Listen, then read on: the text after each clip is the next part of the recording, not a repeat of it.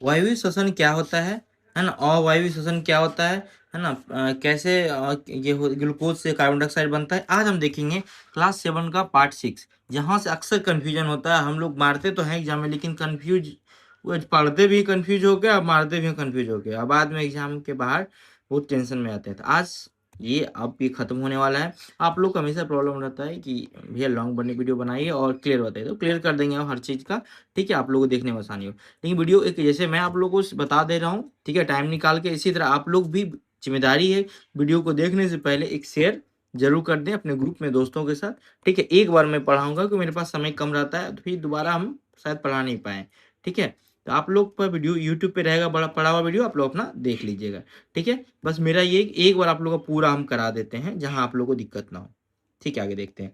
देखिए सबसे पहले हम शोषण क्यों करते हैं, शोषण इसलिए करते हैं सभी जी, देखिए यहाँ क्वेश्चन रहेगा, ये दोनों में मैं पहले बता दे रहा हूँ, इसलिए बोल रहा हूँ यूट्यूब वीडियो देखना आप लोग को बहुत जरूरी है, साथ साथ एमसीक्यू पीडीएफ वहां मिल जाएगा, लेकिन ये देखिएगा तो मैं क्लियर करूंगा यहाँ। सभी सूक्ष्म जीव इकाइयों के बने होते हैं जिन्हें कोशिकाएं कहते हैं, ठीक है। कोशिका जीव की सबसे छोटी संरचनात्मक और क्रियात्मक इकाई है। देखिए आप लोगों को दिमाग चौंका, सभी जीव, यहाँ पे स्टेटमेंट बना क्वेश्चन देंगे, आया है, सभी जीव सूक्ष्म इकाइयों के बने होते हैं, स्टेटमेंट 1, जिन्हें कोशिकाएं कहते हैं, ठीक है। कोशिका जीव की सबसे छोटी संरचनात्मक और क्रियात्मक इकाई है, समझ में आ रहा है। सबसे छोटी जीव की सबसे छोटी संरचनात्मक और क्रियात्मक इकाई क्या है, कोशिका है। क्लियर। आगे हम लोग देखते हैं, भोजन में संचित ऊर्जा शोषण के समय निर्मुक्त होती है। यहां से एकदम बिहार पुलिस जैसे एग्जाम में पूछा जाएगा, भोजन में संचित ऊर्जा शोषण के समय जो होता है उससे क्या होता है, अवशोषित होता है, निर्मुक्त होता है, ऊर्जा निर्मुक्त होती है, ऊर्जा अवशोषित होती है, इस तरह क्वेश्चन ऑप्शन आएगा। क्लियर। अब आगे देखते हैं, इसे वायु में सांस जो अंदर ली गई वायु के तुलना में कार्बन डाइऑक्साइड की मात्रा अधिक होती है, ऑटोमेटिक है। याद रखिए हम लोग सब ये जानते हैं कि ऑक्सीजन, जब ऑप्शन एग्जाम में देगा कि हम लोग श्वसन वायु में श्वसन के समय में कार्बन डाइऑक्साइड अंदर लेते हैं, ऑक्सीजन अंदर लेते हैं, दोनों, तो याद रखिए सिर्फ ऑक्सीजन मार के नहीं चले आना है, यही तो एनसीईआरटी सिखाता है, दोनों, भले कम मात्रा जाता है कार्बन डाइऑक्साइड के लेकिन जाता है, छोड़ने में भी ऑक्सीजन भी छूटता है, लेकिन भले कम छूटता है लेकिन छूटता है, तो याद रखना है इस चीज को, ठीक है। अर्थात यह कार्बन डाइऑक्साइड समृद्ध होती है ना, जब वायु को सांस लेते हैं तो कार्बन डाइऑक्साइड समृद्ध होती है, नहीं ज्यादा होती है। ऑक्सीजन ये जब हम लोग अंदर लेते हैं तो सॉरी, ऑक्सीजन और कार्बन डाइऑक्साइड दोनों लेते हैं, समृद्ध होता है ऑक्सीजन। आगे हम लोग देखते हैं, कंफ्यूज नहीं होना, ठीक है। सांस छोड़ने की बात चल रहा है, छोड़ते समय कार्बन डाइऑक्साइड ज्यादा छोड़ता है, लेने के समय उपस्थित ऑक्सीजन शरीर के सही भागों में अंततः प्रत्येक कोशिका में लेकर, जब ऑक्सीजन आ गया अंदर तो क्या होता है, प्रत्येक कोशिका में गया, और कोशिकाएं जो क्या करती है, कोशिकाओं में ऑक्सीजन भोजन के लिए विखंडन में सहायता करती है। अब जो ऑक्सीजन हमारा क्यों जरूरी है, देखिए हम लोग जो भोजन खाते हैं उसका विखंडन करता है, यही सहायक होता है ऑक्सीजन, ठीक है। तो आगे से ध्यान रहेगा, कोशिका में भोजन के विखंडन के प्रक्रिया में ऊर्जा मुक्त होती है, कोशिका में भोजन के विखंडन में क्या होता है, ऊर्जा मुक्त होती है, वहां भी बताए थे शोषण में ऊर्जा मुक्त होती है, इसे कोशिकीय शोषण कहते हैं। समझ गए, कोशिकीय शोषण होता है, अभी तक हम लोग जब जानते थे, कोशिकीय शोषण वो है जब ऑक्सीजन की सहायता से जो भोजन को विखंडन करते हैं उसमें ऊर्जा मुक्त होती है, उसी को कोशिकीय शोषण कहते हैं। क्लियर। सॉरी, सभी जीवों की कोशिकाओं में कोशिकीय शोषण होता है, ये तो क्लियर बात है। कोशिका के अंदर, अब देखिए ध्यान से, कोशिका के अंदर भोजन किस में रहता है, हम बताए थे कार्बोहाइड्रेट से जो ग्लूकोज के रूप में टूटता है, पहले हम लोग पढ़ा चुके हैं 6 में, अगर जो नहीं पढ़े वो 6 का जरूर पढ़े, ठीक है। एक एक जब, क्योंकि फाउंडेशन तभी बनता है जब आपका नीचे से स्टार्ट हो, ठीक है। कोशिका के अंदर भोजन ग्लूकोज ऑक्सीजन का उपयोग करके, भोजन जो हमारा ग्लूकोज रहता है ऑक्सीजन का उपयोग करके कार्बन डाइऑक्साइड और जल में विखंडित हो जाता है। देखिए ये वाला जो है मतलब यहाँ पे देखिए दिया है, ग्लूकोज ऑक्सीजन की उपस्थिति, एग्जाम में ऐसा भी दे सकता है कि मैं कौन सही है, ग्लूकोज जो है ऑक्सीजन की उपस्थिति में कार्बन डाइऑक्साइड जल एवं ऊर्जा, यही चीज यहाँ, इसीलिए हम लोग यहाँ पे स्ट्रक्चर देखना जरूरी होता है। ये स्ट्रक्चर समझ गए होंगे आप लोग। अब देखिए जल में विखंडित हो जाती है तो यह वायवीय श्वसन कहलाता है। आप देखिए हम लोग जानते थे ना, एक पहला पढ़े कोशिकीय शोषण, कोशिकीय शोषण में होता है जो कि हमारे भोजन को विखंडन करने में सहायता करता है। हाँ, एक होता है वायु शोषण, वायु शोषण वही होता है जो अभी बताए, ऑक्सीजन की उपस्थिति में, यानी वायु वायु की उपस्थिति में वायु शोषण, वायु की उपस्थिति में अवायु शोषण, आगे हम लोग पढ़ेंगे। और जो ऑक्सीजन की अनुपस्थिति में भोजन विखंडित होता है, इस प्रक्रम को अवायवीय श्वसन कहते हैं। भोजन के विखंडन से ऊर्जा निर्मुक्त होती है, ये भी जहां भी हुआ सब ऊर्जा निर्मुक्त होती है, श्वसन में भी ऊर्जा निर्मुक्त होती है। आगे हम लोग पढ़ेंगे। वायु की अनुपस्थिति में जीवित रह सकते हैं। देखिए यीस्ट जो, देखिए यहाँ देखिए यीस्ट जो है, हम पता है ना यीस्ट के बारे में पढ़े थे, जो हमारा खमीर वगैरह बनता है, यीस्ट जैसे वायु की अनुपस्थिति में जीवित रह सकते हैं।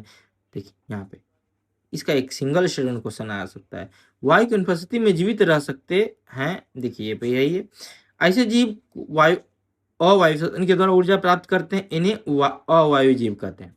अब देखिए यहाँ से देंगे दो स्टूडेंट कम से कम, बोलेगा कि वायु की अनुपस्थिति में जो अवायु श्वसन होता है ऊर्जा प्राप्त करते हैं। ठीक है, देखिए ऐसे जीव अवायु श्वसन के द्वारा ऊर्जा प्राप्त करते हैं, ऐसे जीव को आप दे देगा यीस्ट ही अवायु जीव है। क्लियर। अब हम लोग यीस्ट के बारे में जान लेते हैं। यीस्ट एक कोशिकीय जीव है। कैसा जीव है? एक कोशिकीय जीव। यीस्ट अवायवीय रूप से श्वसन करते हैं। क्लियर है। इस प्रक्रिया के समय अल्कोहल निर्मित करते हैं, अतः इसका उपयोग शराब और बियर बनाने में किया जाता है। ये जो डब्बा है ना भाई, बहुत इंपॉर्टेंट है, बहुत सारे एग्जाम में पूछा जा चुका है, खोल के आप देख लीजिए। रेलवे जैसे ग्रुप डी वाले के लिए तो एकदम बहुत महत्वपूर्ण है ये।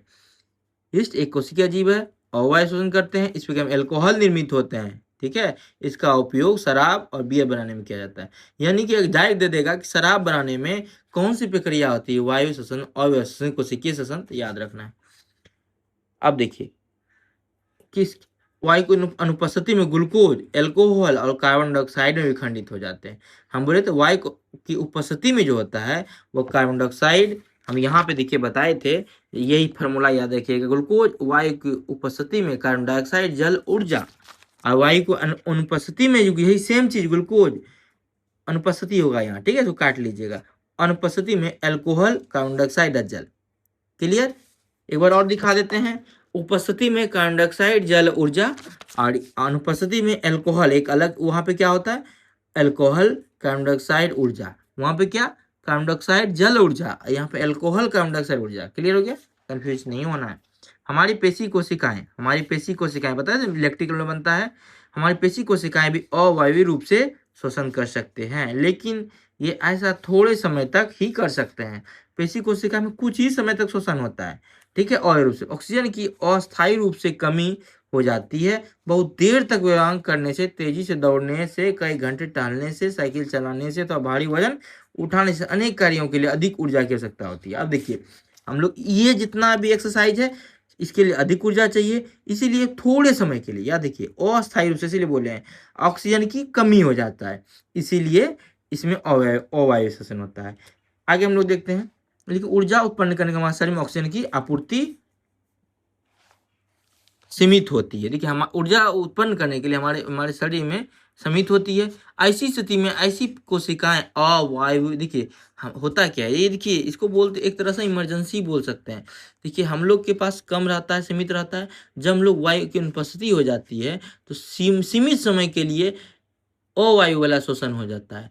अवायु श्वसन होता है तो पेशी कोशिकाओं में होता है ऊर्जा के अतिरिक्त मांग को, यानी हमको एक्स्ट्रा जब चाहिए होता है, जैसे हमको चाहिए 100, हमारे पास 90 है तो 10 का जरूरत है, इस 10 का जरूरत अवायु श्वसन के रूप में करते हैं। जब हम लोग ज्यादा एक्सरसाइज करते हैं, रनिंग करते हैं, तो यही तुरंत बनाता है। अब देखिए तीनों में ग्लूकोज है पेशी में, वहां ग्लूकोज में जो वायु की उपस्थिति में, एक बार रिवीजन करा दे रहे हैं, वायु की उपस्थिति में ग्लूकोज में जल, कार्बन डाइऑक्साइड, ऊर्जा। वायु की अनुपस्थिति में, है ना, वायु की अनुपस्थिति में ग्लूकोज से, है ना, यहाँ पे बता चुके थे हम लोग, अल्कोहल, ये इसमें यीस्ट में, ठीक है, अल्कोहल यीस्ट में, अल्कोहल कार्बन डाइऑक्साइड, ऊर्जा। लेकिन इस जगह पे जैसे हम लोग एक्सरसाइज कर, देखिए एग्जाम में एकदम फंसाएगा, इस तरह देगा ना तो दिमाग ना काम ही नहीं करेगा हो जाता। आज आपको नहीं हो याद करिएगा, एक दिमाग में जरूर ये सब चीजें बैठा रहेगा। ग्लूकोज पेशी में ऑक्सीजन की अनुपस्थिति में, याद रखिए अनुपस्थिति होगा यहाँ पे, लैक्टिक अम्ल और ऊर्जा बनता है। समझ में आ गया? लैक्टिक अम्ल और ऊर्जा कब बनेगा? ऊर्जा तो सब में बन रहा है, लेकिन एक में अल्कोहल बन रहा है, एक में कार्बन डाइऑक्साइड जल बन रहा है, एक में लैक्टिक अम्ल बनता है। हमारे पेशियों में सीमित, और पूछ लेगा एग्जाम में, इस क्या देगा जानते हैं? दे देगा अस्थायी रूप से कौन सा शोषण होता है। ठीक है, क्या बात याद रखिए।